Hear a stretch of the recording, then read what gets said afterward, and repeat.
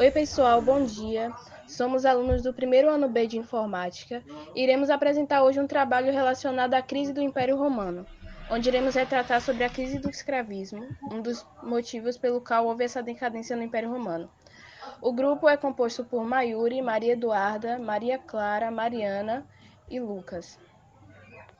Bom, dando uma breve relacionada com a crise do Império Romano, com a crise do escravismo, pode-se destacar que a decadência do Império Romano estava relacionada diretamente com a crise do sistema escravista, iniciada com a transição do século II para o século III d.C. Esse sistema era parte essencial da economia romana, que contava com a renovação da população de escravos do império por meio das guerras de conquista e de expansão, típicas da história romana. E no trabalho que vamos apresentar hoje, vamos falar justamente sobre a crise do escravismo, como ela surgiu, a assunção dos escravos na sociedade romana, as causas pelo qual levaram à crise do sistema escravista, as principais revoltas e as suas consequências. Como surgiu a crise do escravismo no Império Romano? A crise do escravismo foi decorrência da Pax Romana. Esse período foi uma forma de garantir a produtividade da economia romana, de controlar as regiões conquistadas, e ela foi justificada por oferecer benefícios a outros povos além dos romanos. Desde os tempos republicanos, Roma já conseguia sustentar e ampliar o seu poder econômico através da constante conquista de escravos e de terras.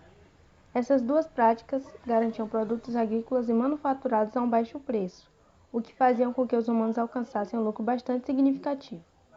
Como os escravos eram conquistados em guerras ou através de dívidas, a mais fundamental diferença é justamente isso. Os romanos eles não conquistavam os escravos focando em um único povo. Eram negociações, processos de guerras ou dívidas internas. Com o fim das guerras de expansão, o Império Romano perdeu sua grande fonte de obtenção de trabalhadores escravos. Como havia pouca renovação natural, a população de escravos começou a diminuir. Isso afetou diretamente a economia de Roma, pois as áreas importantes começaram a apresentar menor produtividade, o que resultou no aumento de custo de vida. Segundo algumas estimativas, a economia romana até o final da República contava com uma extensa população com mais de 2 milhões de escravos. Chegando ao século III, toda essa situação de prosperidade e de expansão se encerrou, pela grande dimensão alcançada pelos territórios, o alto custo de vida que envolveu a realização de outras anexações e também as constantes pressões exercidas pelas populações dominadas e pelas populações vizinhas. Tudo isso nos faz notar que a política romana para com os povos conquistados também teve um grande papel para a crise do escravismo. Já partindo para outro contexto, podemos compreender também a presença de uma forte relação entre a crise do escravismo e a disseminação do ideário cristão no Império Romano. E como eles tinham a liberdade como um dom de ordem divina, muitos desses que se convertiam à nova religião acreditavam que a libertação de seus escravos seria um modo de conquistar a salvação espiritual. É muito importante ressaltar também que os escravos eles eram capturados por toda a Europa e também na região do Mediterrâneo, incluindo os povos celtas, os germânicos, os trácios, eslovos, cartagineses e um pequeno grupo de etíopes no Egito Romano.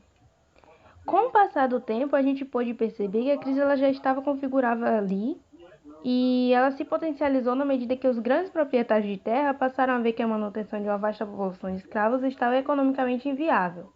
E desse modo, os donos da terra começaram a dividir em terrenos menores, arrendando diversos até então escravos para que eles pudessem produzir o seu próprio sustento, mas teriam que destinar parte da sua produção para os proprietários das terras. Na Roma antiga, os escravos eram conquistados em guerras ou através de dívidas. A mais fundamental diferença é justamente essa. Os romanos não conquistavam escravos focando em um único povo. Eram negociações, processos de guerra ou dívidas internas. A escravidão moderna foi efetivada com base na subjugação e exploração de um povo por outro. Quando uma pessoa se tornava escrava de alguém, ela passava a exercer diversas funções para o seu patrão.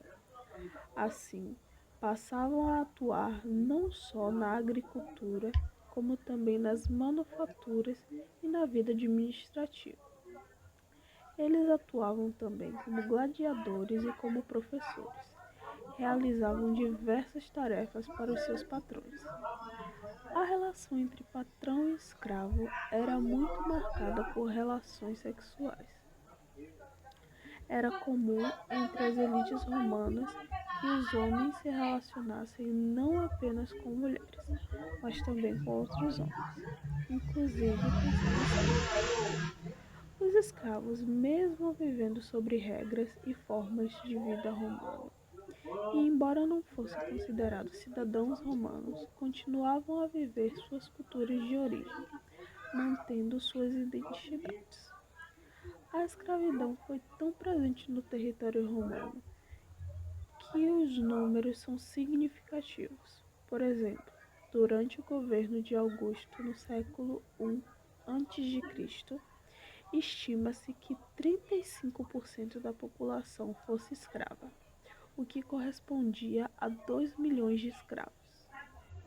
Agora irei falar sobre a principal causa da crise do escravismo romano, a Pax Romana. A Pax Romana foi utilizada para manter o controle sobre os vastos domínios do império ocupados pelas legiões romanas, e assim garantiu a paz e a prosperidade desse período. A Pax Romana é um grande período de paz e prosperidade que existiu no Império Romano, de 27 a.C. até o ano de 180 d.C., e foi importante na manutenção do poder romano sobre as regiões que havia conquistado. O termo que está em latim significa paz romana e foi aplicado sobre todos os territórios que estavam sob o controle desse grande império. Tá, mas como foi o surgimento da Pax Romana? Com o início do reinado de Augusto César em 27 a.C., um período de turbulência social e política em Roma que abalou a estabilidade do império foi encerrado. Brigas pelo poder, golpes políticos, conspirações, assassinatos e rebeliões de escravos foram parte do turbulento final da República Romana. Além dessa questão interna, Roma controlava uma vastidão de territórios habitados por diferentes povos das mais variadas culturas e que muitas vezes eram hostis à presença romana. Ok, já sabemos o que é e como surgiu, mas como funciona? A Pax Romana foi ao mesmo tempo uma forma de garantir a produtividade da economia romana e de controlar as regiões conquistadas, e foi justificada por oferecer benefícios aos outros povos. Por meio da sua Pax Romana, Roma procurava levar o seu modo de vida e seus valores culturais para as regiões que controlava. Para isso, as legiões romanas eram fundamentais, pois a presença das tropas romanas já possibilitava a expansão da cultura romana. Em caso de rebeliões, por exemplo, os soldados estavam prontos e posicionados para reaver controle e punir rigorosamente todos aqueles que colocavam em risco a paz. Além disso, as tropas eram posicionadas propositalmente em regiões de fronteira para impedir invasões e saques de terras romanas. Por esses mecanismos, Roma garantia o controle sobre os povos conquistados e mantinha a produtividade nessas regiões, tão importante para o abastecimento do império. Assim, além da importante presença das legiões, o Império Romano procurava manter a população satisfeita com grandes obras que impulsionavam o desenvolvimento local, como estradas, aquedutos e outras construções importantes. Assim, ao posicionar estrategicamente seus soldados para espalhar a cultura romana e esmagar possíveis rebeliões e desenvolver a infraestrutura, Roma conseguiu garantir o seu maior período de prosperidade. Vale a pena ressaltar ainda que a Pax Romana garantia a paz desde que fosse útil aos interesses romanos, pois caso surgisse vozes de oposição, a repressão acontecia de imediato, principalmente pelo uso da violência. Podemos dizer que a crise do escravismo foi uma consequência da Pax Romana. Com o fim das conquistas territoriais, o número de prisioneiros de guerra diminuiu. Com menos escravos, a produção caiu e uma grave crise instalou-se em Roma. Bom, e quais foram as principais revoltas que ocorreram durante o Império Romano? Houve três principais revoltas que ocorreram durante esse período, todas elas lideradas por escravos, e elas foram divididas em três fases: a Primeira Guerra Servil, a Segunda Guerra Servil e a Terceira Guerra Servil. A Primeira Guerra Servil, ela durou de 135 a 131 a.C., na qual no escravo doméstico, liderou essa revolta com o auxílio de Cleão, que era o seu comandante. O intuito dessa revolta era destruir o Império Romano, porque enquanto os grandes produtores eles conseguiam bastante dinheiro com os grãos e se favoreciam da mão de obra escrava, os escravos passavam necessidades e nem se alimentavam direito. Essa revolta gerou algumas vitórias para eles, mas em 132 a.C., o Império Romano enviou 70 mil homens para que eles pudessem acabar com essa revolta. E durante esse conflito, Milhares de escravos, inclusive Cleão, acabaram morrendo. E eu não queria ser julgado. Ele morreu antes do julgamento. Houve também a Segunda Guerra Civil, que ocorreu entre 104 a 101 a.C., na Sicília, e ela foi liderada por Sálvio, um escravo e também líder político, religioso e militar. Por conta da falta de soldados para enfrentarem os símbrios, que eram os inimigos dos romanos, os romanos então tiveram que libertar os escravos para que eles pudessem lutar como se fossem soldados de Roma. Então, o governador da Sicília ordenou também que os cativos bitínios fossem libertados para que pudessem guerrear. Porém, os outros escravos, eles solicitaram a carta de alforria para o governador da Sicília. Porém, por conta da pressão política exercida pelos proprietários de terra e por esses escravos, ele acabou voltando atrás de sua decisão e por isso começou toda essa revolta. Foi então que Sálvio, agora chamado de Rei Trifão, ele se reuniu com milhares de escravos e foram à luta contra o exército romano. Durante essa guerra, muitas vidas foram perdidas e os romanos conseguiram vencer os escravos, matando também o rei Trifão. A Terceira Guerra Civil, inclusive a mais famosa, foi a Guerra de Espartaco, um homem que nasceu na Europa Ocidental, em Trácia. Ele era um ex-soldado do exército romano que, após abandonar o seu cargo, começou a liderar uma quadrilha. Após isso, ele acabou sendo preso e foi vendido para um treinador de gladiadores. No ano de 73 a.C., Espartaco ele organizou uma revolta com outros gladiadores. Essa revolta acabou se espalhando e mais de 90 mil escravos, mais ou menos, se juntaram a Espartaco e eles acabaram vencendo os dois cônsules no ano de 72 a.C. Porém, no ano seguinte, eles acabaram sendo derrotados. E a imagem que trouxemos aí nas principais revoltas demonstra a Guerra de Espartaco. Vou falar agora sobre as consequências que a crise desse sistema escravista trouxe para o Império Romano, seguido antes de um contexto para entendermos melhor a gravidade dessas consequências para o Império.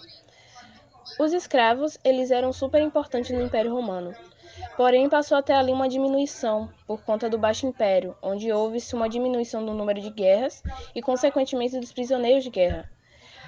As guerras diminuíram porque chegou um determinado momento que Roma entrou em um processo de estabilização de fronteiras, ou seja, um esgotamento de expansão territorial que estava promovendo há muito tempo.